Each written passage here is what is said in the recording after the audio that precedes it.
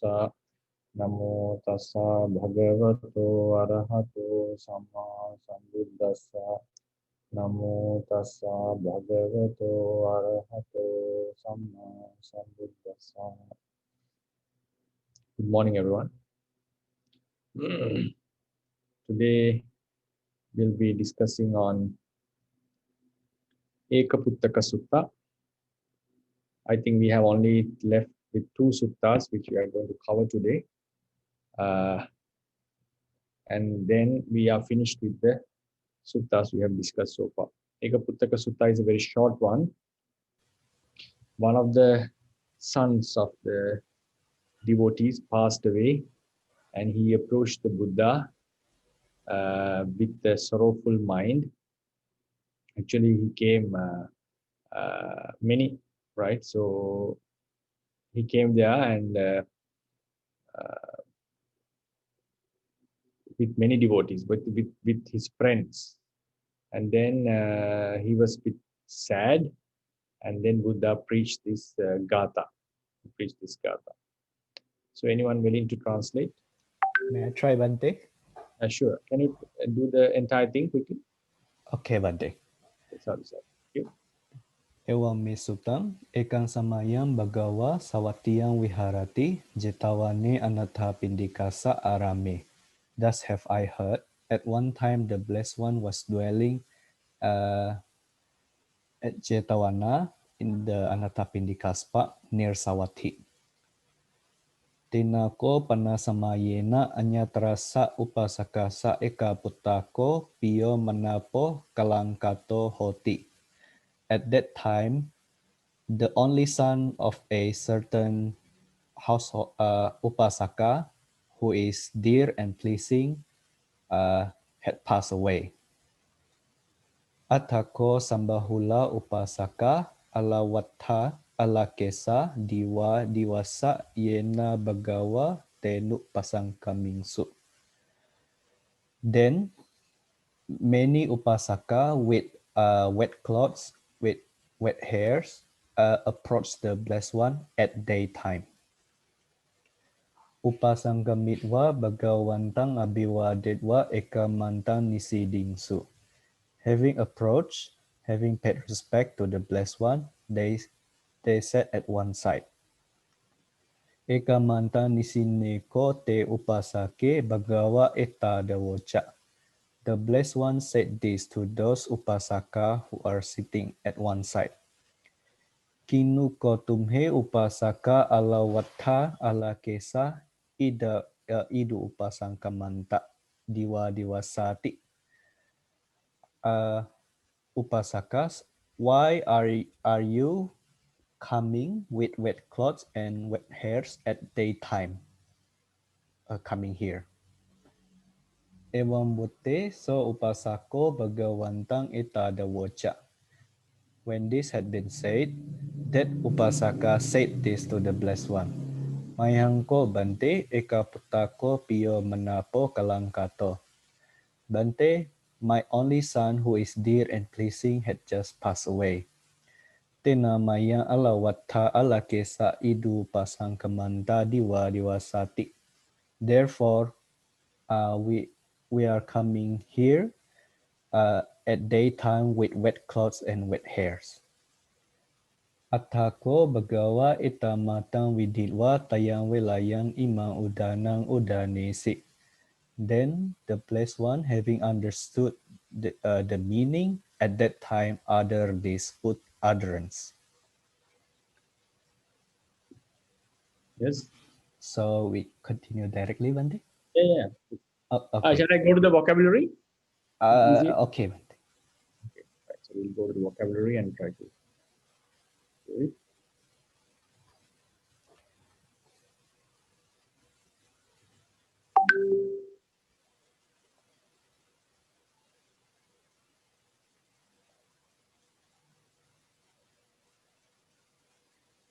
Terus sana ya, hadis man panti. Again. Come on again.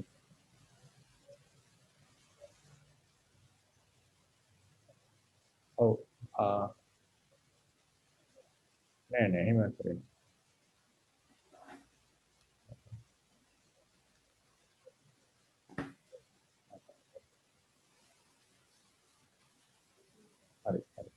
Bhante.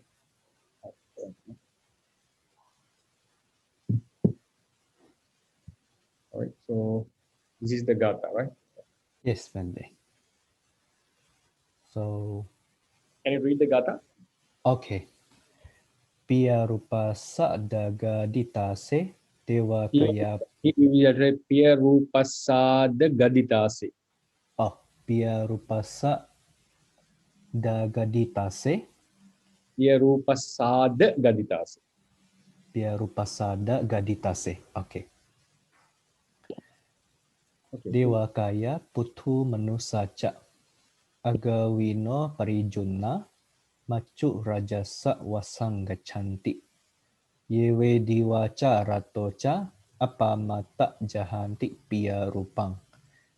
Dewe kananti aga mulang macuno amisa durati watang. Thank you. And can you try Yes, translate? Bhante. Multitude deities and many humans, bounded to desirous objects and tastes, who are in misery and fallen away from fortune, they die. Indeed, those who are vigilant at day and night abandon the desire towards desirable objects. They indeed uproot craving together with ignorance, which is the root of suffering, touched by that, difficult to be stopped. Right. Sadhu, sadhu, sadhu. Thank you very much. Very nicely translated. Thank you, Thank you. Bhante. Everyone could understand. So it was not an easy Gatha to translate actually, and you did well the translating the Sutta and also the Gatha. Thank you. So this Gatha has some words can be a little bit daunting to translate. So anyway, we'll try to understand how to understand the Gatha. Piyaru Pasad Gaditase. So this one is quite long. So we had to read it. Piyaru Pasad Gaditase. Right. So this Piyarupa Asada is also combination of two words. Piya plus Rupa plus Asada. This is what Piyarupasad. Piyarupasad Gaditase. So when you know the where to divide the word morpheme, it's easy to pronounce. Piyarupasad Gadita. Right? Asada is enjoyment, taste, and so forth. Piyarupa is adorable objects. Gadita is bound. So Piyarupasad Gadita. Say has no specific meaning. Devakayacha putu manusacha. Devakayacha putu manusacha. Aghavino parijunha machurajasa vasangachanti is the first sentence. Then Yeve divacharattocha appamatta jahanti apaipiya rupang. This is a relative clause. Teve agamulang machuno amisang durati vattang kananti. So when you arrange the Gatha in this manner, it's easy to understand, also easy to explain. Especially when you are teaching in Pāļi to someone, it's always better to for if the students are not very advanced, like not very advanced. Advanced means not able to know the meaning of the Gatha, looking into the Gatha.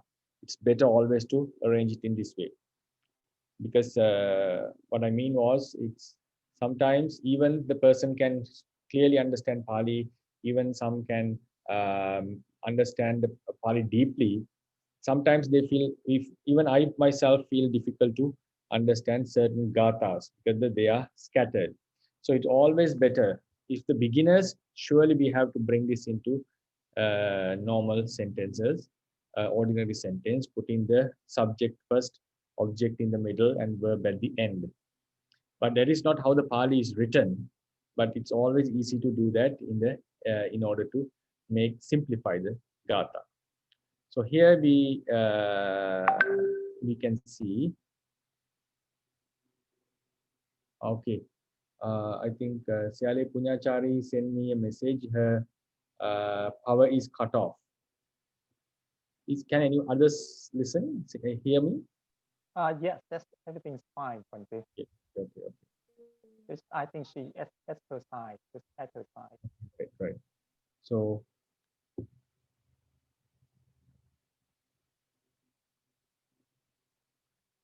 then this in this sentence, the verb is gachanti, goes, go, right? Where does they go? Normal sentence vasang. The vasang we translate normally the control in the we say control, influence, authority, right? So whose control? Machu Rajas, the king of death. Like we can call it the death. Machu Raja, a name was given as a king because it completely controls or influences the entire world. So we call him Machu Raja, the king of death. Or yeah, so it goes into the control of the death, right? So this is the normal part, the subverb and the object. Then who are the subject? Subject are who goes into the death. Devakayacha putu manusacha. Manusa humans, Devakaya. Devakaya, Deva is the Deva is the word here. Devakaya means a group of devas. Group of devas. Putu is also many. Putu also is a word called we can we can say as separated individual, far and wide, separately. So Putu here means many humans, like says in the Bahu Manusacha. So it's a word Putu can also be used as many in this context. I haven't given it, sorry. Bahu, sorry, many. Or it can be like normally it refers to separate beings. But the word Bahu, many can also be used as the word Putu. Putum are many humans and a group of devas. They go, where do they go? Into the influence of the death, right? Influence of the death. So there is an adjective for this. Who are they? Piya Rupa Sada Gaditase. So we have to divide this word into Piya Rupa Asada. Enjoyment, satisfaction in Piya Rupa. So they are they there is an enjoyment in desirable objects. So Gadita is bound, fettered. So the ones who attach to certain objects, they are bound with those objects. Why? That they are we call the asadena gadita. So because of this Piya Rupa, there is a pleasant feeling in because of these rupas. So why do we attach to these rupas? Because these rupas, these objects, here it doesn't mean only rupa. Here rupa only doesn't mean objects here, not physical objects. If you look into the Satipatthana Sutta, we can say chakkung roke piya rupa. Chakku is a desirable object. Also, we can say manoloke piya rupa. Mind is also a desirable object.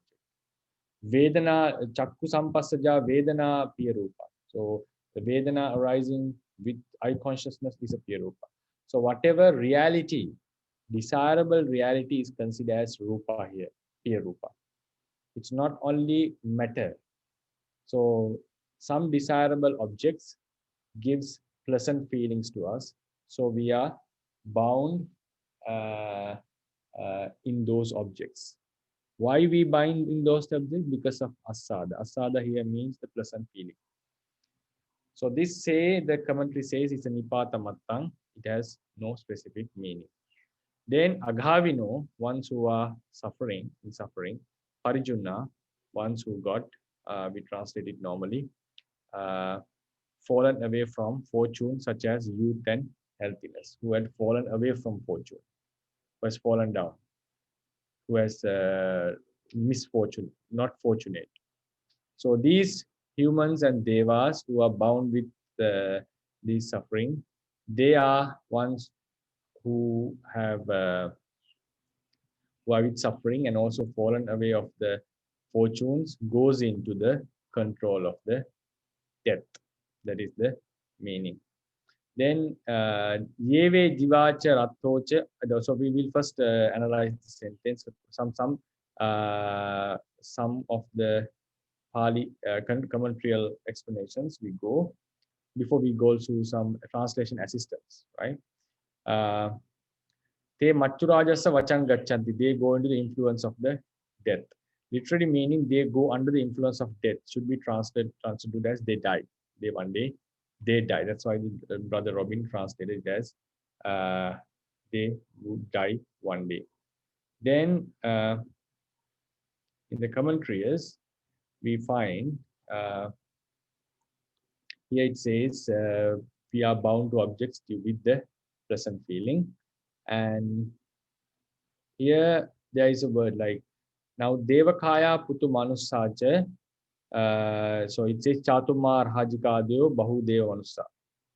Bahudeva Samuha, many group of deities starting from Chatur Maharajika. Then Jambudipakadika Bahu Manusacha, many humans starting from Jambudip and so on. So Agavino is Kaya Kayika Chetasika Dukkena Dukkita, who are afflicted or afflicted by Kayika and Chetasika, the mental and physical suffering. Parijunna are the ones who have fallen away from Parihina. Parihina means we can also show they have declined in certain sense. Their fortune has declined. They have we call Parihina means you fall down from some stage. Like someone was in a someone has a lot of saddha and he lost his saddha, we call Parihina. It has come down. The qualities have come down. So Jara, Rogadi, Vipatya, because of Jara, aging, Roga is sickness. Due to these, Vipatti means like, how do we translate it? Vipatti. Can someone help me to translate the word Vipatti, English translation?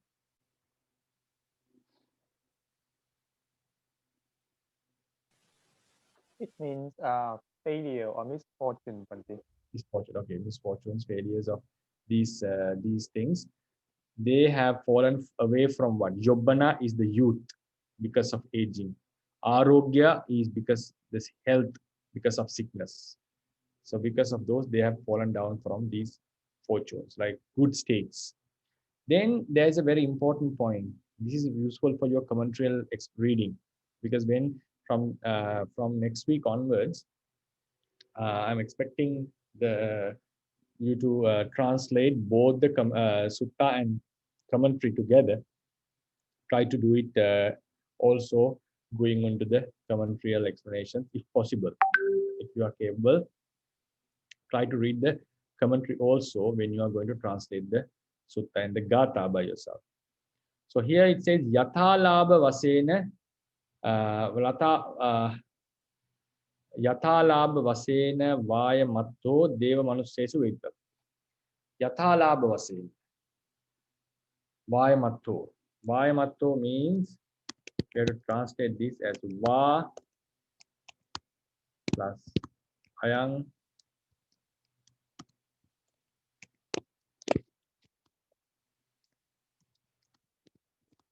Atto. This has become Vaya Matto. You can see Va and A has long to long A. This Nigahita and A. This Nigahita change into Ma. Right? So Vaya Matto means Va Ayang Atto. Right? So Va indicates, so it says they have declined from, fallen away from these fortunes. So so they are suggesting that this has to be taken as Yathalabha. Yathalabha means now you can see there are Devakaya deities, humans, and they are two modifiers for them. Aghavino, one who are suffering from bodily and physical, mental and physical pain. Parijunna, one who has declined from the fortune. So normally we feel both the Deva, Manusa are suffering and fallen away from the fortune. That is a one way of taking. Like these both modifiers are common to both. both the nouns. That is a one way. So yatalabha means these modifiers have to be connected with the nouns accordingly, not completely, accordingly. It's like when we say there are tortoise or turtles and pieces of stones which are walking and staying in the sea. Like for instance, there are turtles. If I write it here just for temporarily, there are turtles, or we can say animals.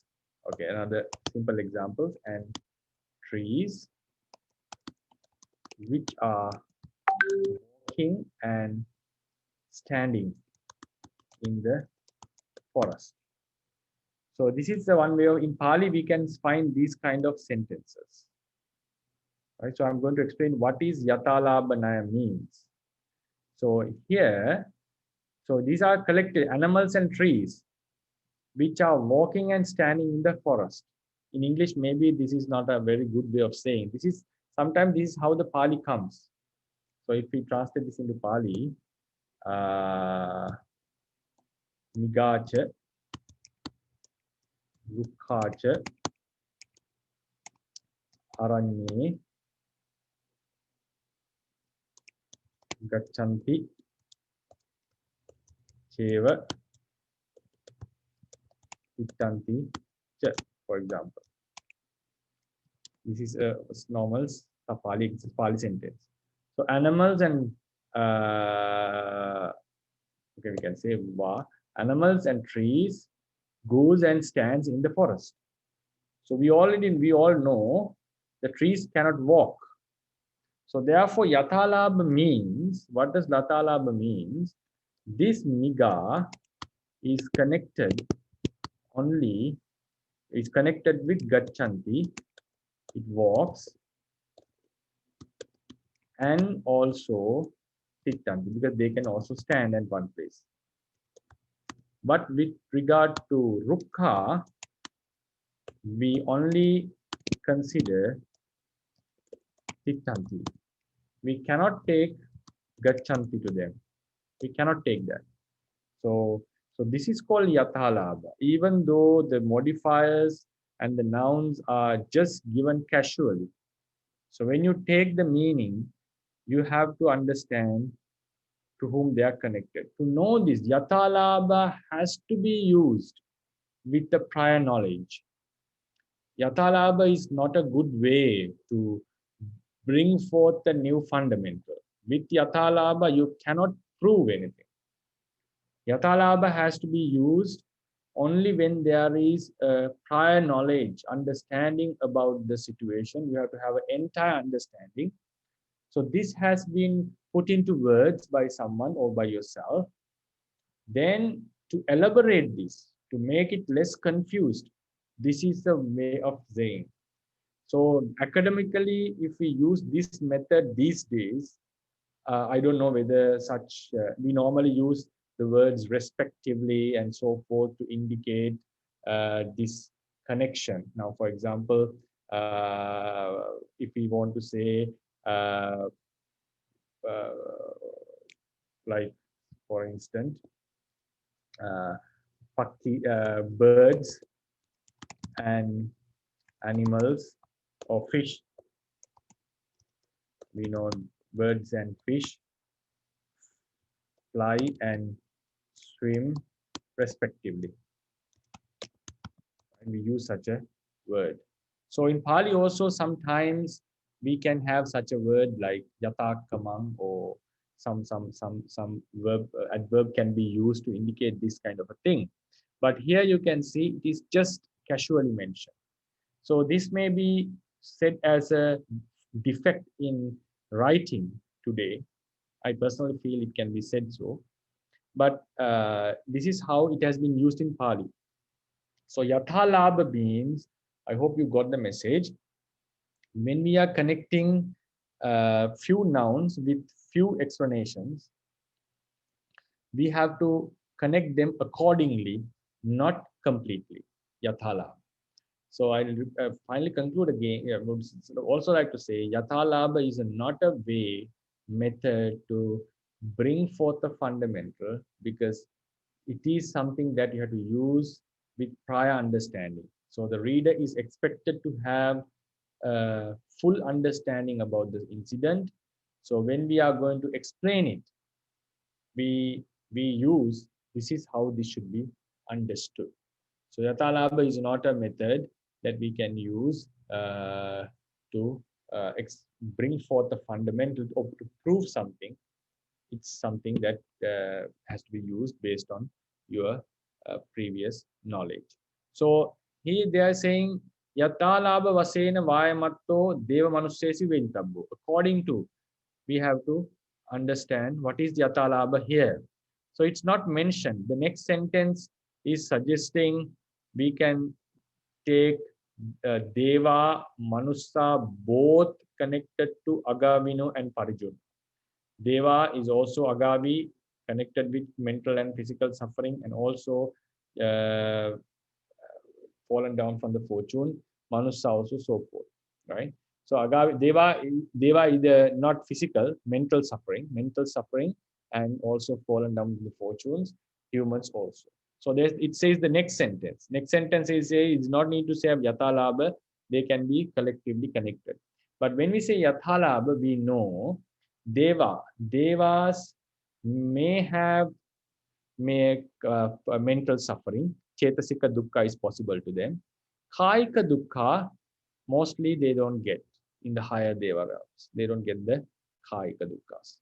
Then, but with regard to Jara and Roga, this may not be, I'm not talking about the Devas, the Chatu Maharajika realm, lower Devas who are near the human realm. That divine beings are very diverse. Talking about the higher Devas, like in the Tusita, Yama, and so forth, they don't have these two, Jara and Roga. So when we have Jara, I'm talking about, there are two types of Jara, Patichana Jara and Apatichana Jara. It means the manifestation of Jara, like getting old, like wrinkling of skin wrinkling, hair becoming white. We as humans, we manifest certain aging, like signs of aging can be seen. So such signs are not seen in Devas. And Devas do not have physical sickness. So when the Parijuna is explaining about aging and sickness, so according to Yathalabha, Devakaya is connected only to Agavino and also only to part of Agavino. That is Chetasika Dukkha only. Devakaya ha Agavino in terms of Chetasika Dukkha. Putumanusa, many humans, humans are connected with Agavino and Parijuna both in terms of Kayika Chetasika Dukkha and Jara Roga, connected with aging and sickness. So that is how do we use the Yathalabha. To use the Yathalabha, we should have the prior knowledge to know that the Devas don't have these sickness and aging.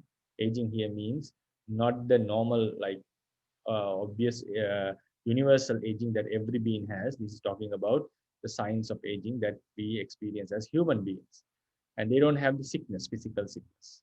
So that is what does mean by Yathalabha. Then they are giving an alternative. The commentator is making an alternative alternation. So Kamanchitta, it is true that Kamanche, Kaman, Kamanche, Kamancha, CA, then Ekanta Sukha Samapitanang Devana.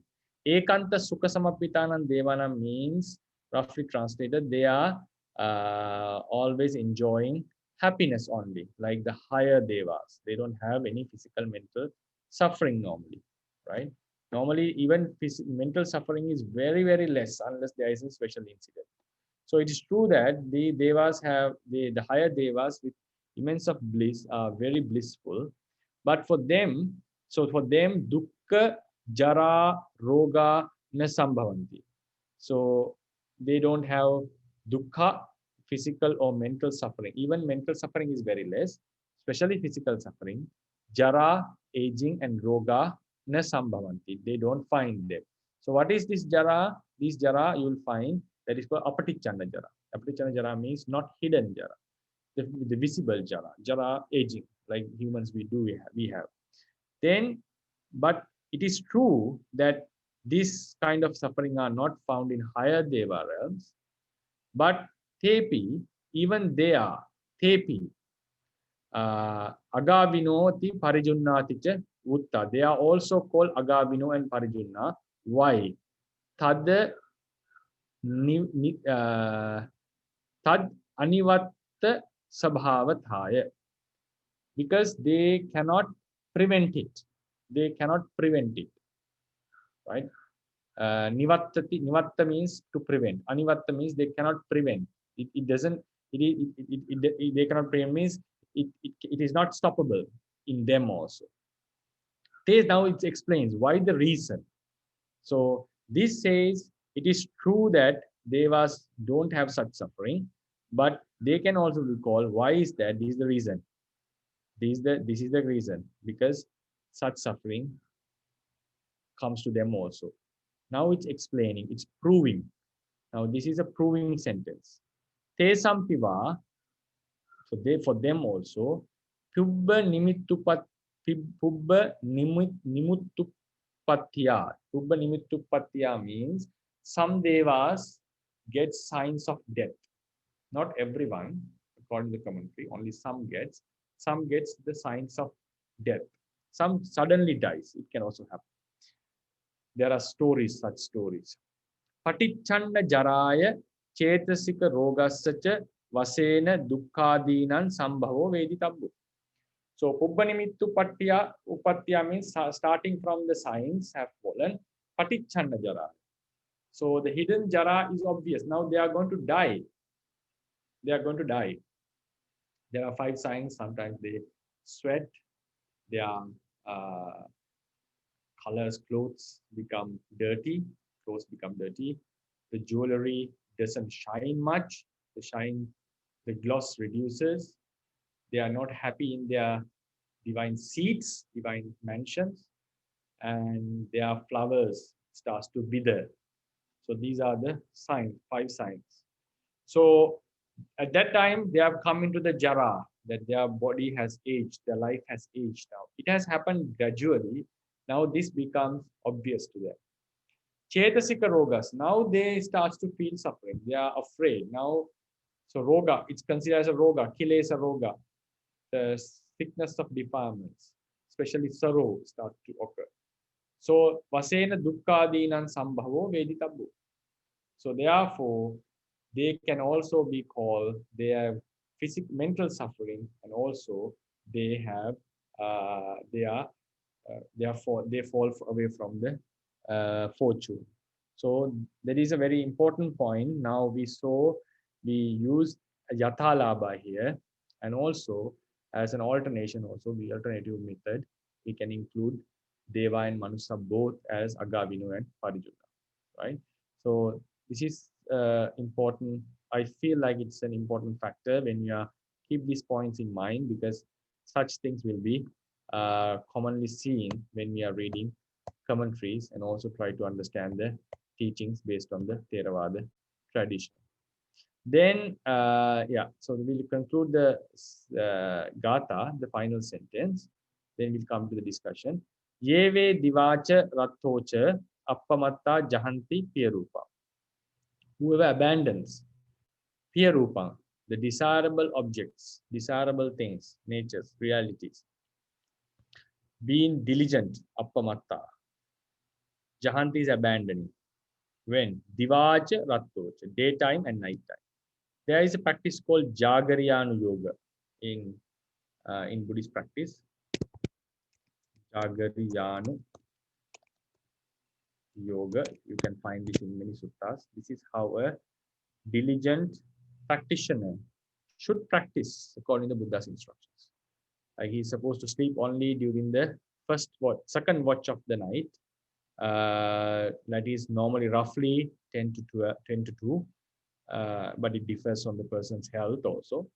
So very short time sleeping. All the other time, he is engaged. Whatever activity he's doing, he's engaged in purifying his mind from defilements. So then, Jagara normally refers to not sleeping, like woke up. Person, when someone is woke up, we call it Jagara. Then, so day and night, he purifies himself. How do you purify? By abandoning desirable objects. Teve agamulang machuno amisang durati vattang kananti. They dig out, kanati, destroy or dig out, right? It can be destroyed. What do they destroy? Aga mulang. Aga is suffering. Mulang is the reason of suffering. That is avidya. Actually, tanha together with avidya. Then amisang, machuno amisang, touched by the death.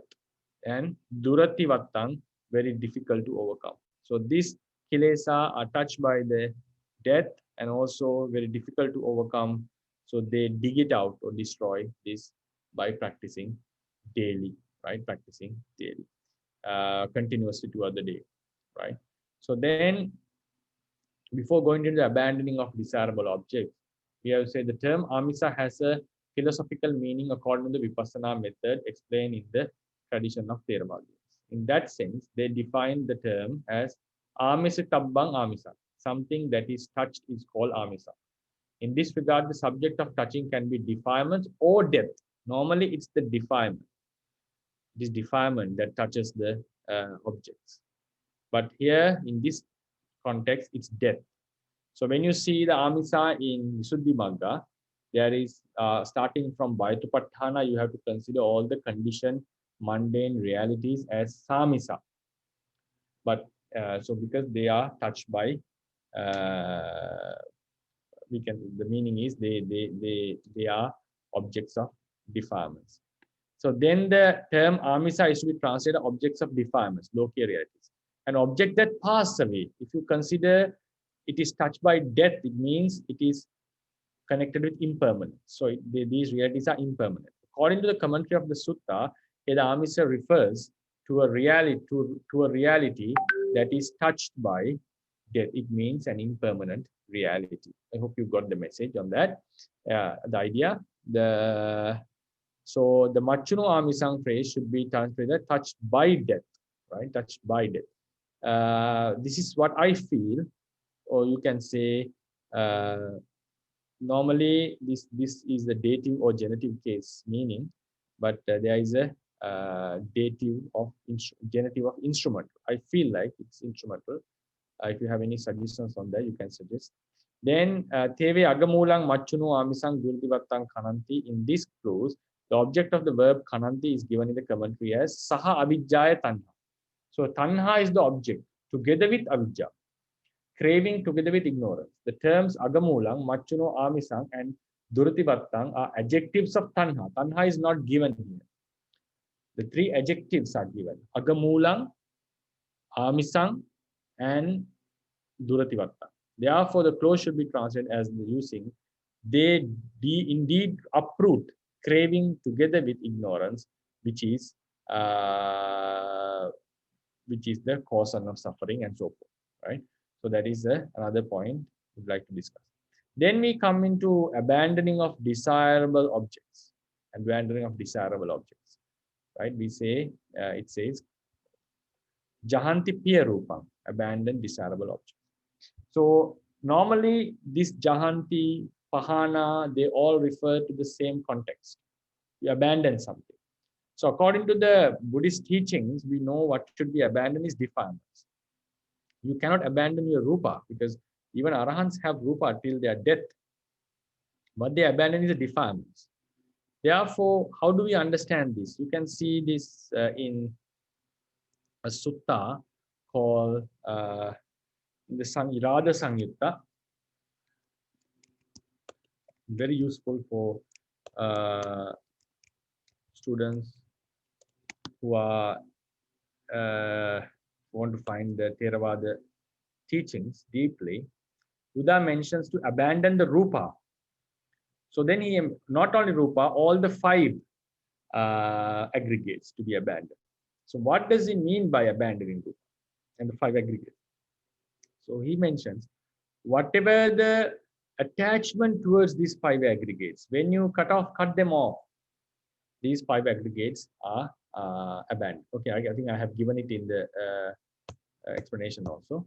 So ones who abandon desirable objects, though the direct translation of this relative clause indicates about abandoning desirable objects, according to the teachings given in the Radha Sutta, what is to be abandoned is the attachment towards desirable objects, not the object itself, attachment towards the desirable. Therefore, the commentary on this sutta states, based on this fundamental given in the sutta, Piyarupang Piyajatikan Chakhadi Piyavattung Tap Patibadda Chandaraga Jahanena Jahanti. So if you translate, abandon desirable objects such as I by means of abandoning the desire dependent on them. Therefore, it is better to translate ones who abandon the desire towards desirable objects. Very important. This is a very important fundamental. We cannot just abandon them. What we are abandoning is the unarisen, non-arisen realities that would have occurred if the craving remains. So abandoning of eye, abandoning of ear, abandoning of the body, abandoning of Vedana comes by abandoning the craving towards such realities.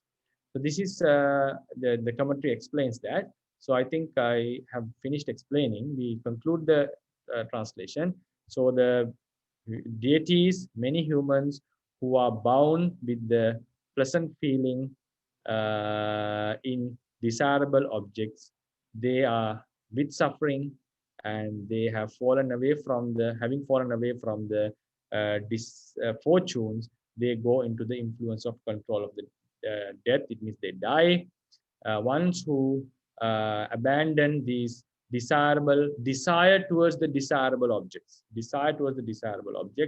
day and night being diligent, they indeed uproot the craving, which is the cause of suffering, and also touched by the death, and also which is difficult to be abandoned.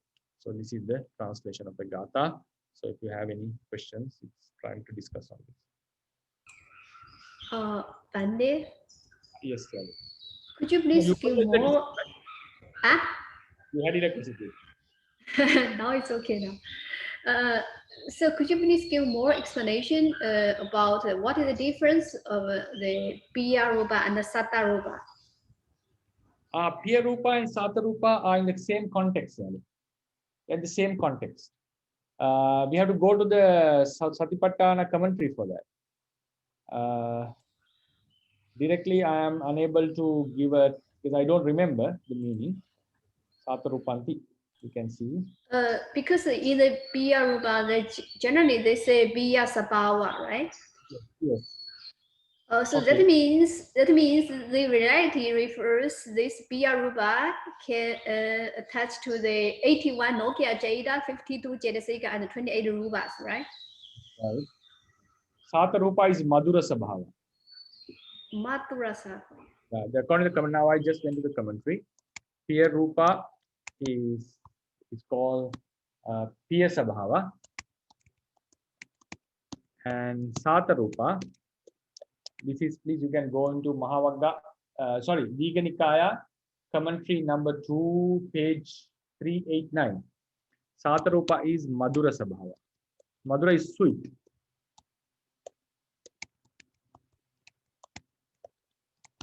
Right? Digha Nikaya, Attakatha, number 2, page 389. So Madhura is sweet. So this is, here is desirable, right? Adorable, something like that. So that means they are the same. Same, yeah. So, but what's like Mahasatipatthana Sutta, the Buddha mentioned Piya Rupa, Satta Rupa, he repeats again. Maybe it's want to emphasize on this.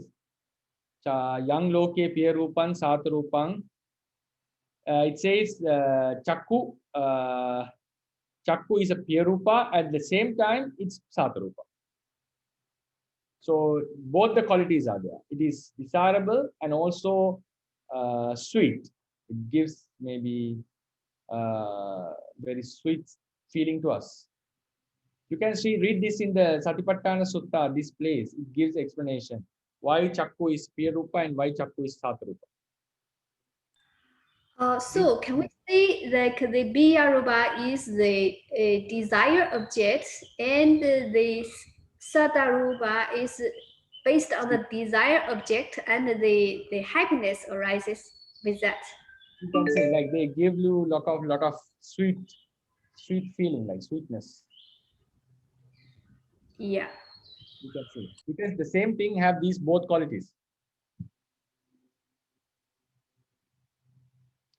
Chakku can be Piya Rupa at the same time Sata Rupa. Like Chakku Roke Piya Rupan Sata Rupan. That is how the sutta comes, right? Chakku Loke Piya Rupang Sata Rupang. So I is a Piya Rupa at the same time Sata Rupa.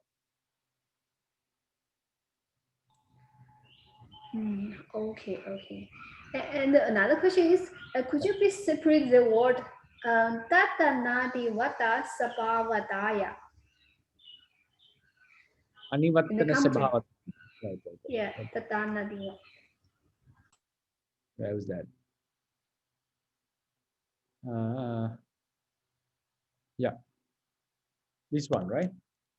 We'll try to divide it. Ani Vattana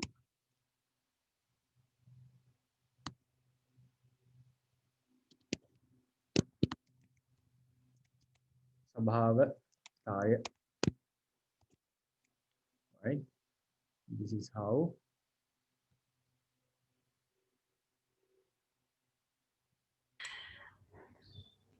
I think we have the Tatanadi Vata Sabhava.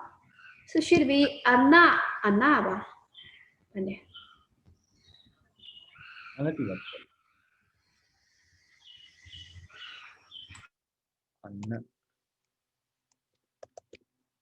Anativattana. Right? So Anativattana comes from Na Nivattana. Nivattana is to stop, right? Nivatteti, Nivattana, to stop. Na Nivattana is Anativattana. Like so Bhante, can we say it's Na plus Ati Vadana?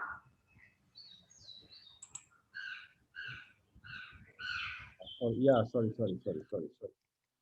Ativattana. Yeah, sorry for that. Ativattana. Na Ativattana. Anativattana. Yes. Na Yeah, Ativattana. because when you recite that one, I feel something is not there. Sorry for that. I think I was confused with the long word. Thank you. Because it says Ativattati, right? The word Ativattati refers to, I think we gave the translation on that. Ativattati, wait, yeah. Ativattati comes from, where is it? Stoppable, difficult to stop, difficult to overcome. It's not given, sorry. Down there, Bhante, Durativatta. Durativatta, difficult to be stopped. Durativatta, Ativatta is to stop. Durativatta is difficult to be stopped, right? Ativatta is like stopping or something. Durativatta is difficult to be stopped. So here, Ativattana is to stop. Na Ativattana cannot be stopped. Sabha, nature, because since they are unstoppable, cannot be stopped. Yeah, thank you for that. Okay, thank you, Bhante. Hi, Bhante. Yes, Dr. Could you please elaborate a little bit more on the statement you said earlier? You said that we should not use the yatha labha method to bring forth new fundamental. What do you mean by that, Bhante? Because now Yatalabha Naya always comes as a commentarial explanation, because the sutta would say Devakaya Kutumanusa Agavino Parjuna. So the commentary would say this would be connected to only part of this would be connected to both, right? So what I meant was, looking into the sutta itself, we can formulate a fundamental using the commentary on that. But for example, it shows that when we look into this and we start to explain this is how it should be connected. Then a person would ask me, how do you say so? Right? How do you say so? Why only Deva is connected to Agavino, part of Agavino, and Manusa is connected to both of them?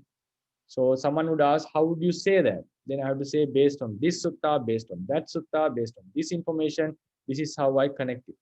So what I mean was, now using a lata, now if we say, now according to this sutta, Deva is only connected to this, Hutu Manusa is only connected to this, and if I give this as a reference, now if I formulate a fundamental, Devas are not sick, Devas do not get sick, I cannot prove it with this statement only, because this statement says Deva, Manusa are connected with these two. This is just a casual statement.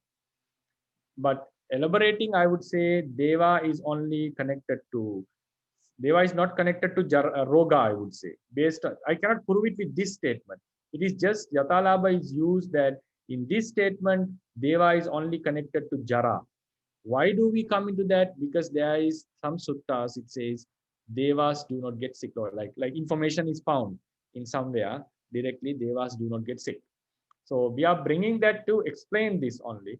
So it's Yatalabha is, what I mean was, Yatala, that's what I mean, that Yatalabha, we cannot bring that this is evidence for the, if I say Devas don't go get sick, I cannot use this as an evidence.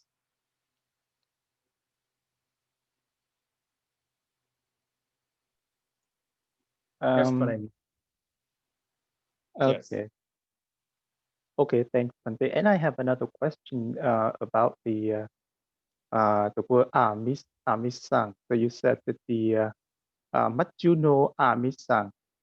So is that in that, so that sentence we translated it as the, so they dug up the root of suffering, and then we said that that is the avijja and tanha together with avijja, which is difficult to do.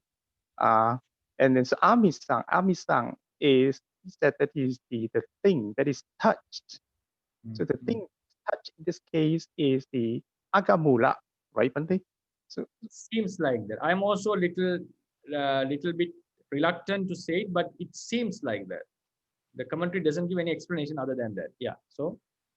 But then because in your explanation you said that the Majuno amisang, you said that we should understand it by the instrumental case. So something touched by death.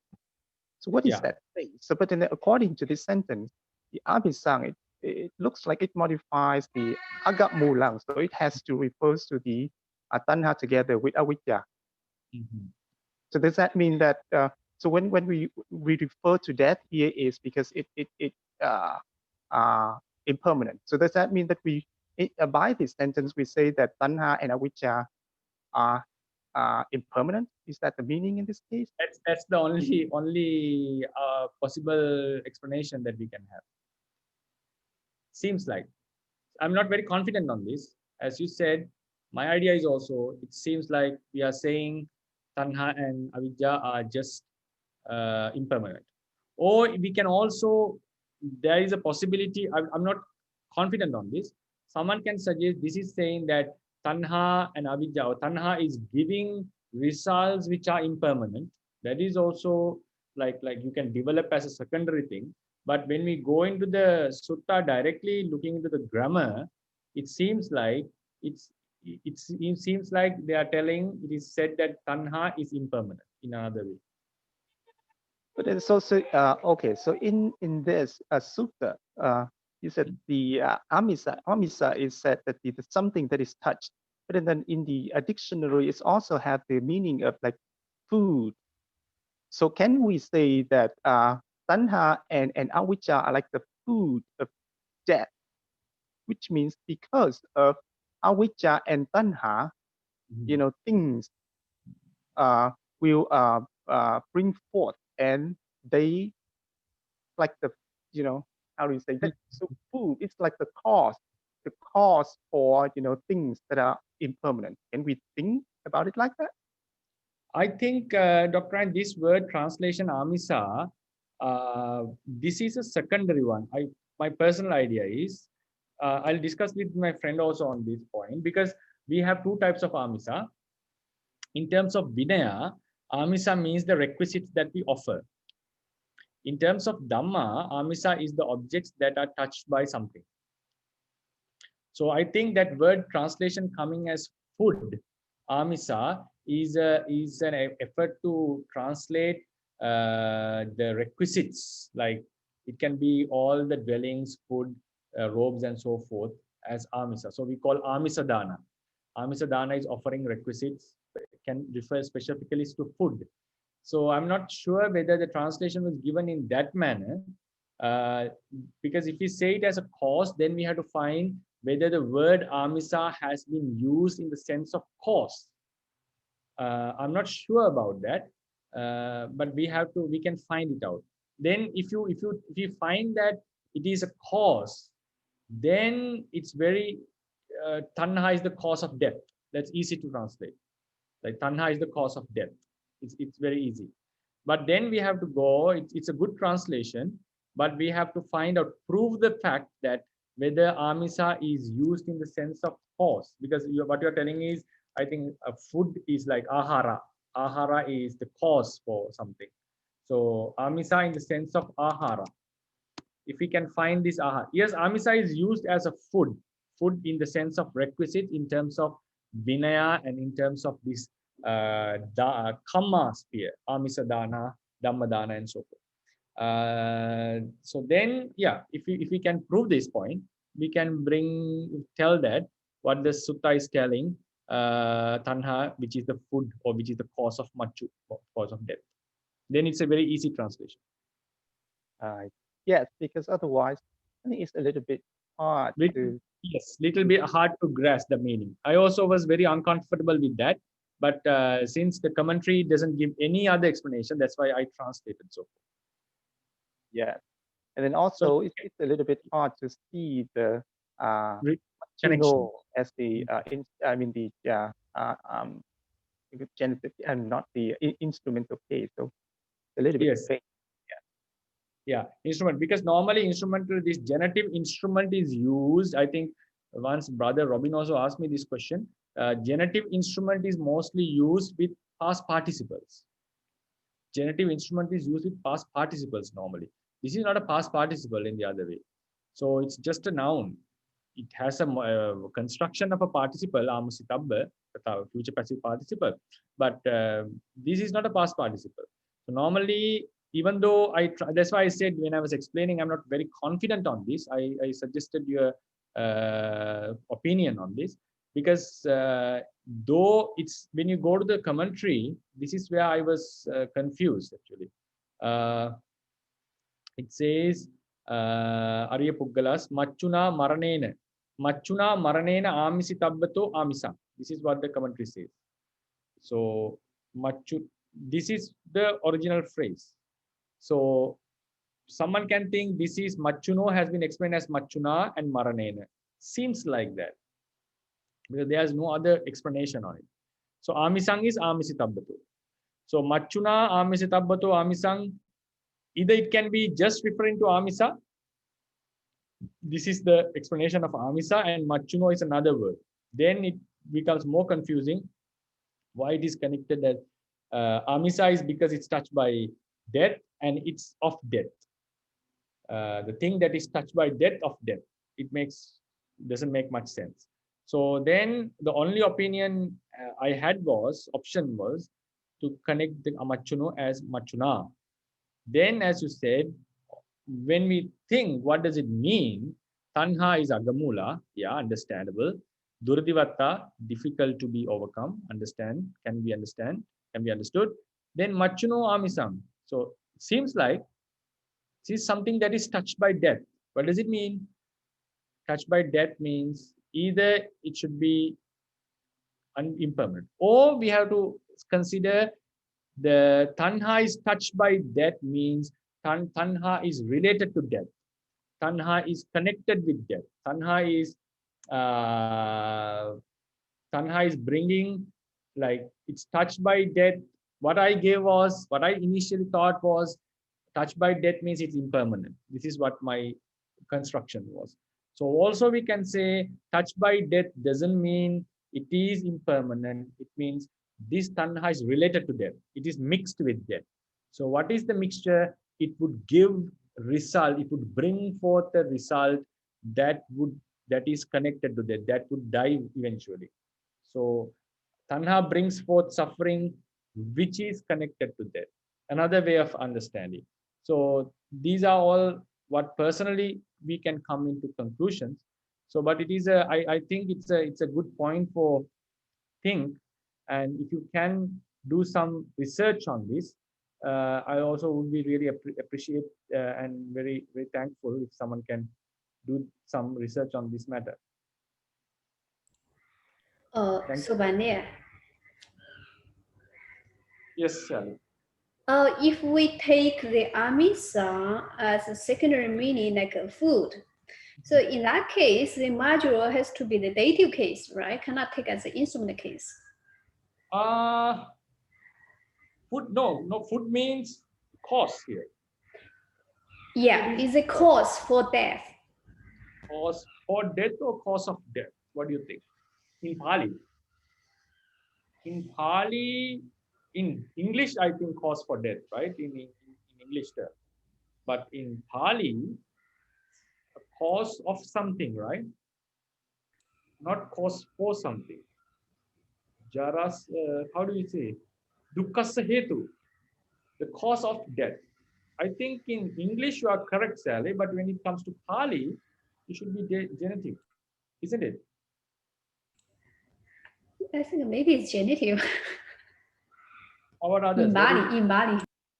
Cause of, Yeah, it should be the cause of death. I think cause of death, Sally.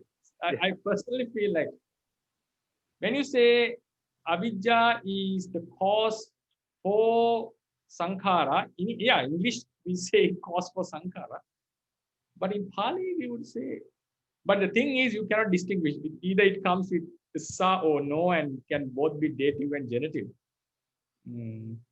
I think if you go to the at your leisure, I also try to go to that. Can you please check the Nirutti Dipani, right? Nirutti Dipani has the Karaka chapter. If you can do it, it will be, and let it know in the group, it will be very useful. If you can go to the Nirutti Dipani Karaka chapter, Chatti Vibhati. So it has a lot of sambandha. Sambandha means how the genitive can be used. So jati sambandha, hetu sambandha, and so forth. I think you can find, if something is the cause of something, it should be used genitive, if my memory was correct. So there's jati sambandha, rasi sambandha. Like for instance, your mother and the child should be connected with genitive case. Not the child for the mother, child of the mother, something like that. So in that case, there is hetu sambandha, I think. If something is a cause of something, should be written in genitive case. So if you can go through that, we can come into a conclusion whether the cause is genitive or dative.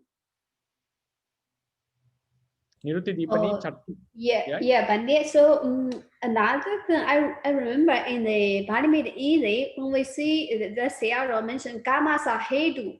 So in that sense, we should translate the cause is Kama. Yeah. He translated in that way, I remember. Yeah, cause of karma, right? Yeah. The cause is Kama, is not the cause of Kama. He purposely mentioned, Kama Sahedu. Okay, that is okay. For that we have to, I think he was telling him to explain it in English. I think in Pāļi it's just still genitive. But how we put it in English like that, I think, my personal idea. Kammassa hetu.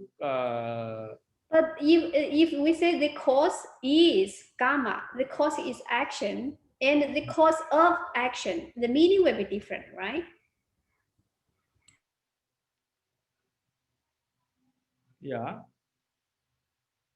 Can you send such a statement? We'll discuss on this matter. We'll have a good discussion on this. Can you share such a post like the Pāļi made easy one or something? Then I'll go through the thing and we'll discuss on this matter. It's a good point. It's another grammatical aspect, I feel. Like putta hetu, dana hetu, something like that. We have that with hetu. It's another topic.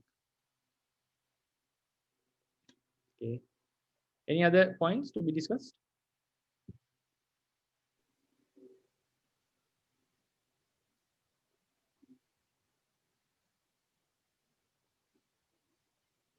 So we'll do the Sakkudāna also. We can finish it. It's a very short one. Sakkudāna Gata. So it says, shall we do it and finish it? So then next week we can start the new suttas. Yes, Bhante, we can do. Oh, but now already nearly 10:40, no? So what do you think? It's a very simple sutta. We can finish it. Simple Gata. Okay, sure. So Pindapātikassa bhikkhuno atta barassa ananya posino deva pihayanti thadino upasantassa sada satimatu. So this is the normal Gata. I'll just do the translation. Deva. So Deva Pindapātikassa atta barassa ananya posino thadino upasantassa sada satimato bhikkhuno pihayanti. It's just the one sentence. It's a Gata. That's why it's easy. Deva is the subject. Pihayanti is the verb. They like. Pihayanti, if you go into the translation of the commentary, they say Pihayanti means adarang bahumanang uppadenta. Bahumanang uppadenta adarang janeti. They starts to love. Love means with respect. We normally love the Buddha, right? We like him with full of respect, right? So Pihayanti means liking someone with respect, not with attachment. This is like respectful, like. So that's why we normally in Metta Bhavana, we first try, before going into the desirable person, we start to practice Metta towards a respected person whom we like. So there is a respected mixture liking, right? So Pihayanti. It's not the attachment towards like a son, mother has towards his child, or a husband has towards his wife, and so on. Then Deva likes whom? Bhikkhuno. This is written in dative case because the rule is in grammar, Pihayanti is connected to dative case, a monk. What kind of, so then because this is dative, all the other are dative because the adjective should be in the same case. Satimato, satimant comes from satimant. Satimant is one who's mindful. Sada satimant, always mindful because arahant. He's not devoid of sati, but we had a question about hasituppada last time. How do we understand it? Other than the hasituppada, all the javana chittas are will mindfulness of a arahant, right? Arahant, even hasituppada is not with defilements. It's maybe preceded and proceeded by mindful thoughts, wisdom. So normally tradition says arahant is always mindful, but technically we find when he's in hasituppada, there is no sati chetasika activated. Then upasantassa, we normally being calm, composed, or at peace, because his defilements have been completely removed. Thadi is one who is not shaking due to the objects, like who is very still. Still means who doesn't get attached or doesn't dislike any object. Then we have ananya posino. This is dative. So dative case, the stem is ananya posi. Ananya posi, if you remember, we also had this word in a previous sutta. In that sutta, we had two translations according to the commentary. One who does not nourish or take care of others, not like a father has a responsibility of taking care of his child, but a monk of such status doesn't have that responsibility because he doesn't have children and so forth. Another way of telling Ananyaposi, if you remember, you can go to this Mahakassapa Sutta. I'll just go and show it at the end of the lecture. If someone is being supported by the same devotee again and again, if someone is supported by the same devotee again and again, then we also call him Anyaposi. So if someone is depending on various devotees, like going for Pindapata from house to house and also changing the routes out of, so even these days, specifically in my monastery, when I was in Navena, we used to go for Pindapata. But we change the route every day. Like we don't go on the same route every day. There was a group, like we discussed, like we have the numbers, so we select different numbers of the routes. So no two people go in the same route. So Ananyaposi is explained as not supporting others. He's just supporting himself as a monk. And also he's not supported by one person. He's supported by various. So he's not supported by, it doesn't call him by supported by others. To be called by supported by some others is that if you are depending on one devotee always. Then Attabharasa means one who takes care of one's own self. So Attabhara and Ananyaposi. Ananyaposi is only supporting yourself. Attabhara is also takes care of oneself. So they are related to each other. They are related to each other. In the previous sutta, we had two explanations for this. But here we can only one explanation for Ananyaposi. Ananyaposi is explained in this commentary as not supporting others, only supporting himself. Not supporting others, only supporting himself. Attabhara also the same. But in the previous commentary, you find two meanings for this. Pindapatikasa means one who has observed the Pindapata Dutanga and continuously going to Pindapata every day. So Devas like such a monk who has these qualities. So that's what it says. Like Sakka came and offered the Pindapata to Venerable Mahakasa. So then in this context, Ananyaposi, Amisa Gahanina. So here Amisa, this is a good thing. Amisa here means the requisites, right? So Amisa Gahanena Anye Sisadike Posetung Anusakkataya. He's not interested or he's not fully dedicated to support his students and so forth. So therefore he's only focused on, focus means he's only have the responsibility of nourishing himself because he needs to live. So then that is how it explains. He is a person, single person who is taking care of himself. Then if you go into the Mahakassapa Sutta, I'll show it. Mahakassapa Sutta group. First, in the first group, we found Gata, right? In the Mahakassapa Sutta, we find Ananyaposi Manyata. You remember? Chakalapa. Okay, here.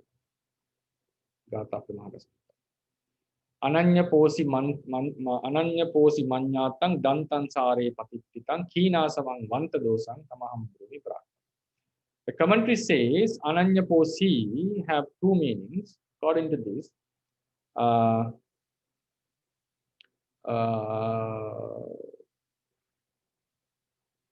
Right. One is Terohi Anyam Poseting Ananyaposi, Na Anyaposi Ananyaposi. Attana Pose Tabbas Anyasa Abhavena Adutiyo. There is no one to be taken care. Ekoti Attu. That's one. Another explanation is Yohi Ekasming Eva Pachadake Patibadda Chatupachayu. So Ananyaposi Nama Nahoti. So if someone is related or depending on one Dayaka only, he is not called Ananyaposi. He should be called Anyaposi. Right? Ekayatta Vuttito. Then Teropana Yata Bamaro Pupanti Gatavasena. He depends on Charanto Kulesu Nicha Navo Hutwa Missakabattene. He goes to new houses all the time. So he's not depending on one person. So here Ananyaposi have two meanings. But if you go to the Udāna Sutta, we have only one meaning for that. Right? One meaning for that. So this is all. It seems like if you read it, you feel like the commentary is going to say these two words are connected. You can see these two have been explained connectedly. Pada dvayenassa, both with the both words. So here also it says Attabara and Ananyaposi. I don't know what is the reason for that. This is something that we have to think further. I'm giving this, trying to give an insight on this, which I'm also not enlightened upon. So in one context, Ananyaposi has been explained in two ways. In this context, it has been explained in one way, and the commentary says these two words are related to each other, right? So I don't know whether it was like, I don't think it was a miss. Normally they would give both the translations, but here it is only one meaning was taken. Then another grammatical point that I want to emphasize is, which is very useful for grammar. We know pihayanti, pihayati is connected with dative case. That is a rule. You studied in Saddhaniti, you studied in Kachayana even. Pihayati is connected with dative case, right? If you like someone, the person whom we like, who's been liked, it should be written in dative case. But here we can see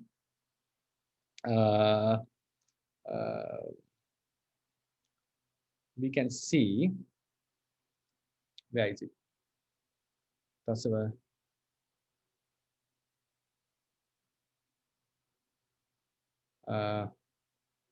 Sorry for that.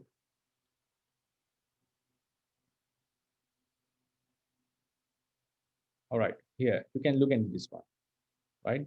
So this is a very interesting point grammatically, right? Grammatically. Pindapati kassati, why it is written in dative? Che, pihayanti padang ape. Pihayanti padang apekitva. Apekitva means looking into the word pihayanti, right? Looking into the word pihayanti. Sampadana vachanam, the dative case was used.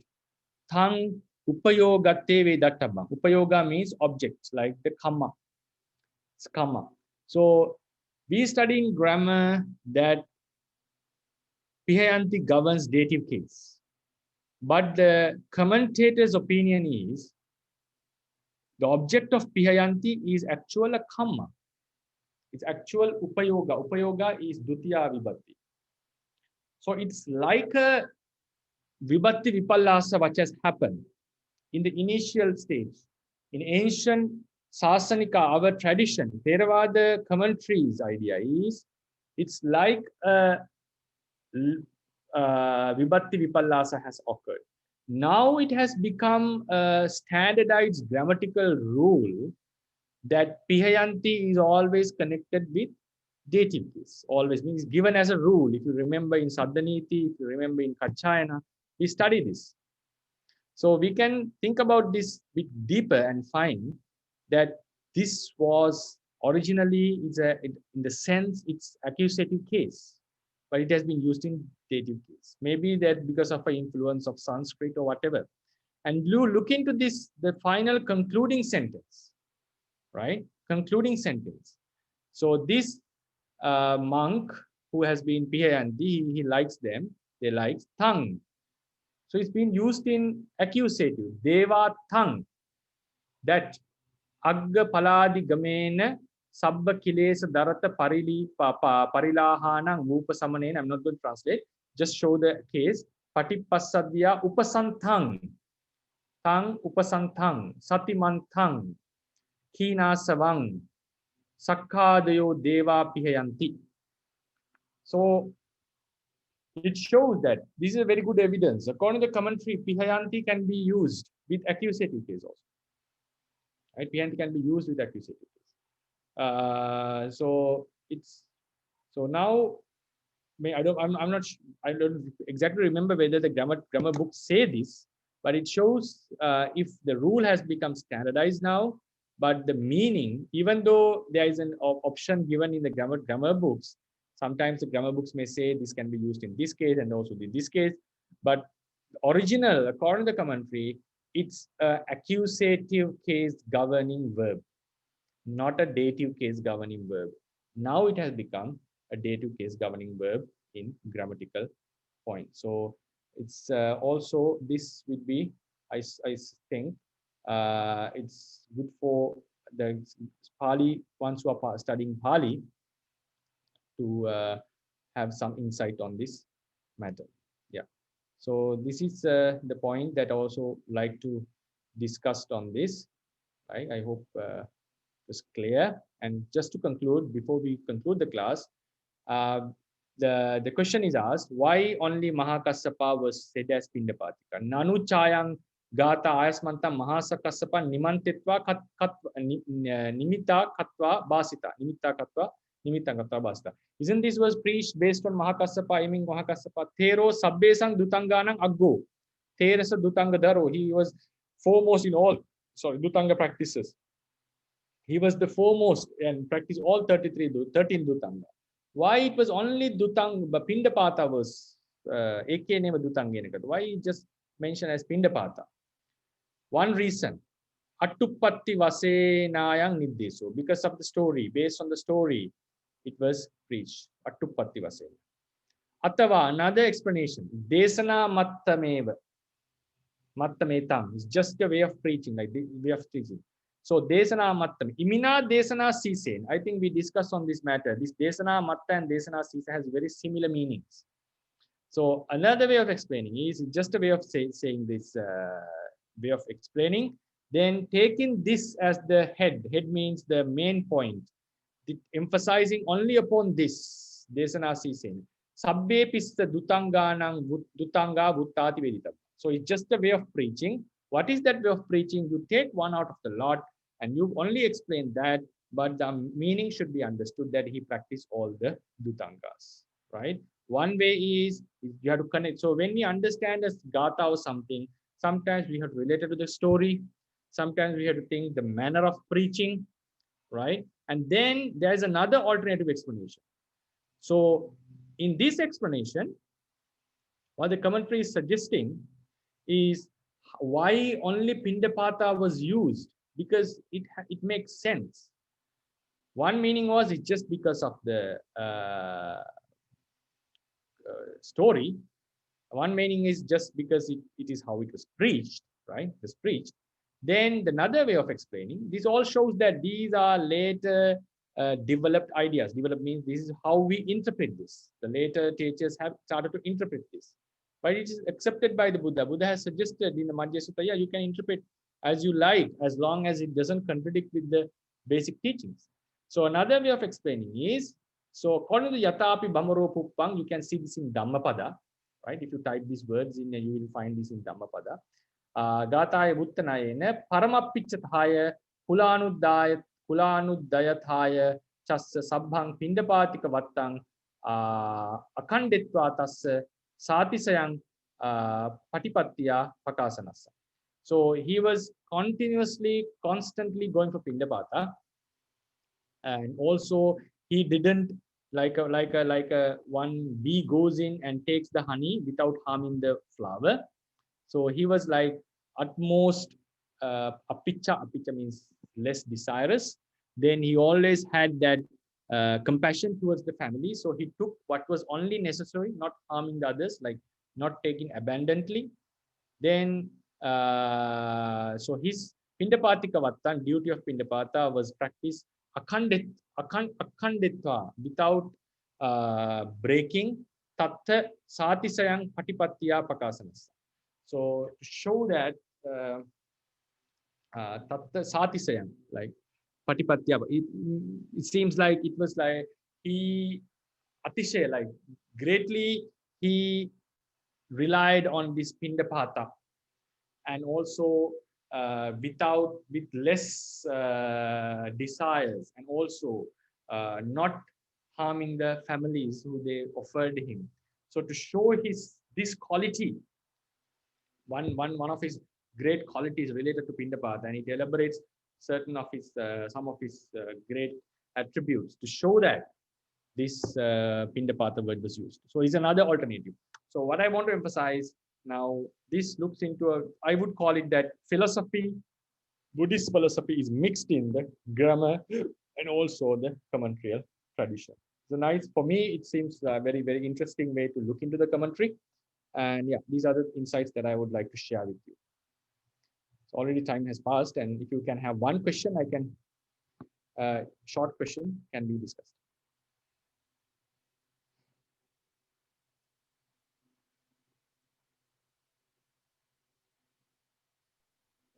Bhante, Okay. excuse me. Yeah. Please, could you explain about Pihayati and Piyayati? These two words are same meaning, I think, but grammatically, those are different or not. Yeah, Piyayati is a secondary verb. Thank you also. Piyayati is a second. I think everyone heard this word. Piyayati and Pihayati. Piyayati is a verb created from a noun. We write it here. We'll go into the vocabulary. Pihayati. Pihayati comes from a root. There is a word called Piyayati. This Piyayati is come from the word Piya first. Is a noun plus Aya and plus T. So this is Piyayati. It's a nominal noun. Nama dhatu. We call it Nama dhatu here. It's constructed differently from. It's not from a direct root. Clear also? Yes, Bhante. Thank you, Bhante. Okay, sorry. So we'll call it a day. I think it's lunchtime to Myanmar.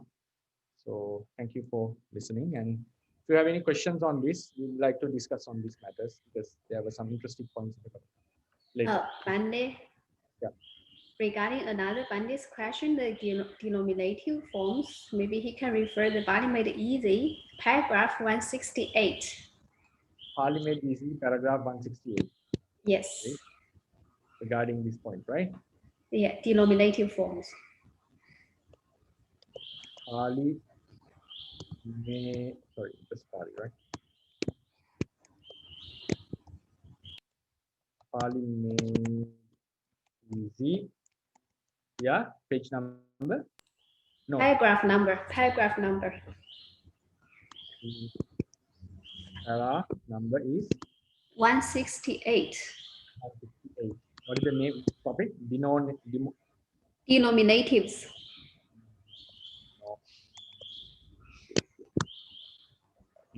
Thank you for that. Okay, shall we call it a day because it's too late for you now? Yeah, thank you so much, Bhante. Thank you very much, Bhante. Sadhu, Thank you sadhu. so much, Bhante. Sadhu, sadhu, sadhu. Thank you, Bhante. Sadhu.